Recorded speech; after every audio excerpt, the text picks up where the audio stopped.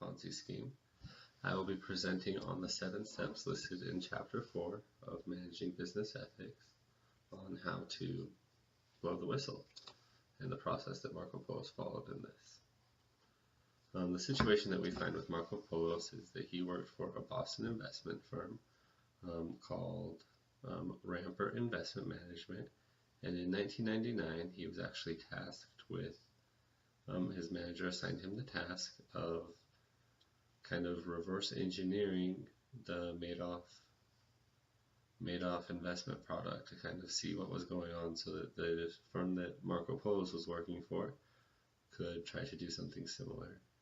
And upon receiving the revenue stream, Marco Polo, who was known kind of as a math genius around the office, was able to tell within 5 minutes that something was up, that something was wrong. He ended up sending materials to the SEC 7 times over the next 5 to 7 years, and most of them were ignored, or very little action was taken by the SEC. Bernie Madoff was eventually exposed when his sons turned him into federal authorities. The 7 steps that are listed in this Managing Business Ethics book on how to blow the whistle, first off I will read them, and second I will say how they apply to the situation with Harry Marco Polo. The first step is to approach your immediate manager. This would only be an option if the immediate manager is not part of the fraud, obviously.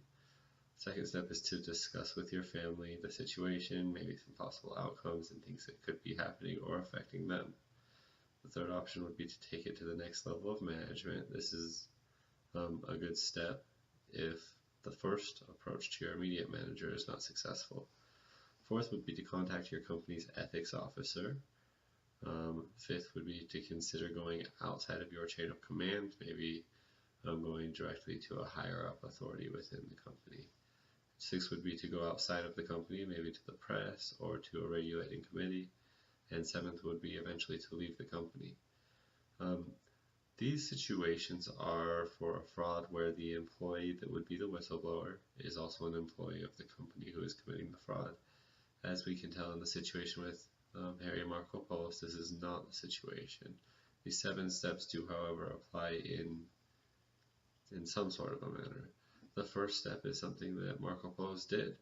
He approached his immediate manager, who was the person who assigned him to reverse engineer the investment product. Upon doing so, the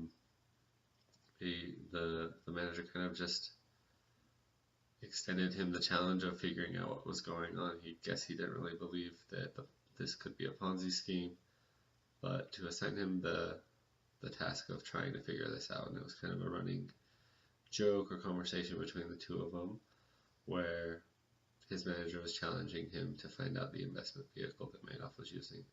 The second step must have been present because it mentions in the article that Marco Polo feared for his family's safety, and so he must have talked with his family about maybe possible scenarios or things in which they could be involved in. The next 5 steps don't really apply to the situation. Marco Polo did, however, go to an outside of the company authority. He went to Ed Manion of the SEC. He first sent a letter in 1999. It was an anonymous letter, but over the next years he sent 7 more, including one where he had exact evidence that this was a Ponzi scheme and that this was something that needed to be stopped by the SEC. Fortunately, the SEC did not take action, and they waited until the sons of Madoff exposed him. In conclusion, although the situation with Marco Polo was involved in was a different situation than what Trevino and Nelson taught in the Managing Business Ethics book, Marco Polo did follow the correct steps, and he did everything that he could even after he left the company. And for this reason, he is a legend, and he is considered to have exposed Bernie Madoff. Thank you for your time.